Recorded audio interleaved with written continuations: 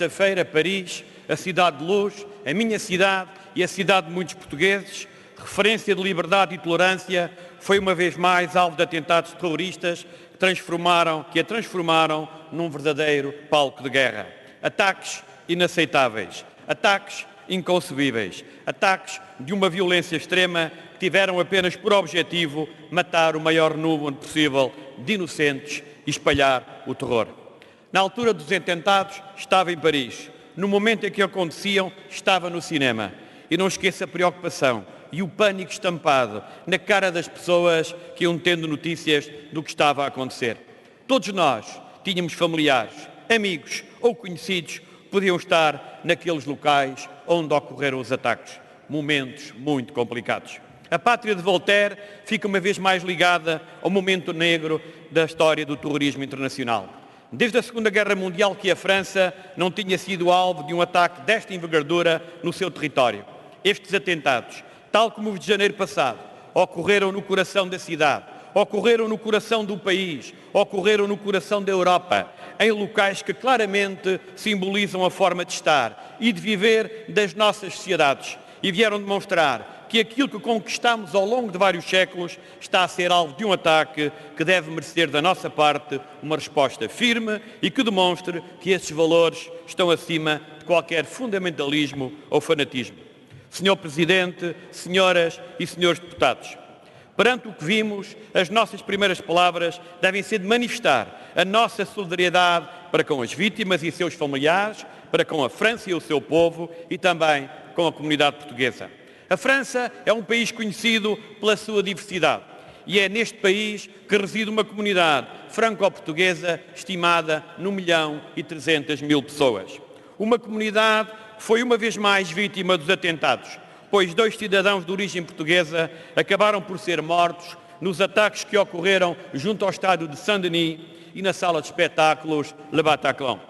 Permitam-me que, de uma maneira especial, lembre aqui o Manuel Dias e a Priscília Correia, apresentando às suas famílias, aos seus amigos e a toda a comunidade portuguesa uma mensagem de apoio, uma mensagem de solidariedade neste momento tão complicado. Não posso, no entanto, deixar de destacar que naquelas horas de terror, alguns dos nossos compatriotas tiveram um papel de grande coragem na ajuda aos sobreviventes da tragédia, o que mereceu o reconhecimento das autoridades e comunicação social francesas.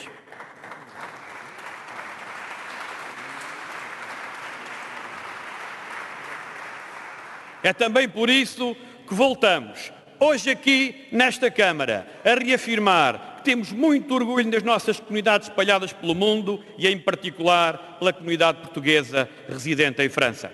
Senhor Presidente, senhoras e senhores deputados, permitam-me que fale desta comunidade, à qual também pertenço. Esta é uma comunidade que ama, de forma apaixonada, o seu país de origem, mas que se conhece também nos valores do país onde reside. E por isso, não há um português em França que não vibre aos primeiros acordes da Marselhesa.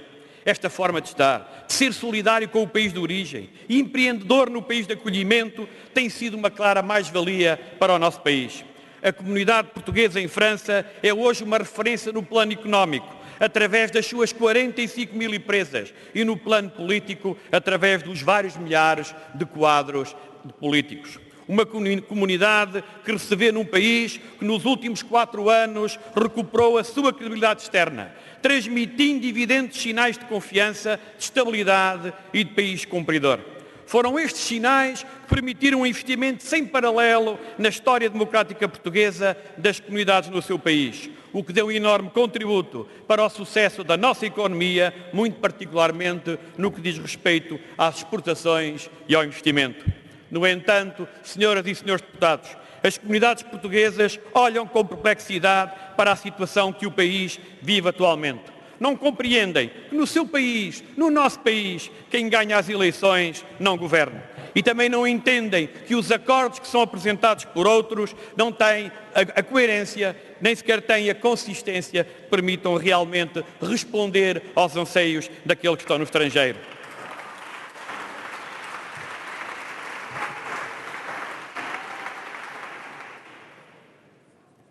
Estes portugueses Também não compreendem que um caminho percorrido que mobilizou todos os portugueses, incluindo aqueles que residem no estrangeiro, possa agora ser posto em causa por questões que visam apenas concretizar objetivos de sobrevivência política.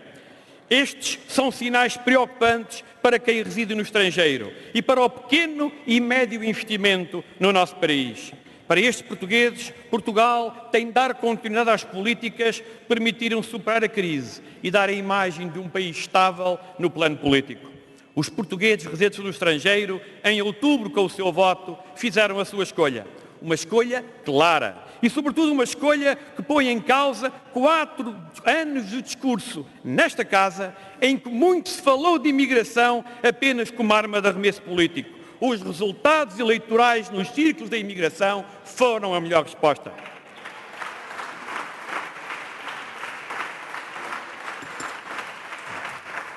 Esta minha intervenção teve, infelizmente, de se adaptar a uma realidade que consideramos trágica e que ainda hoje, infelizmente, teve mais desenvolvimentos. O que tem que ser tem muita força. No entanto, como sempre, a vida tem de continuar. Por isso, depois dos atentados, Paris procura voltar à normalidade, apesar do clima de insegurança. Ultrapassou o seu tempo, Sr. Deputado. Vou já terminar, Sr. Presidente, e peço-lhe alguma condescendência, tanto mais que a comunidade portuguesa em França lhe é cara, como nós sabemos.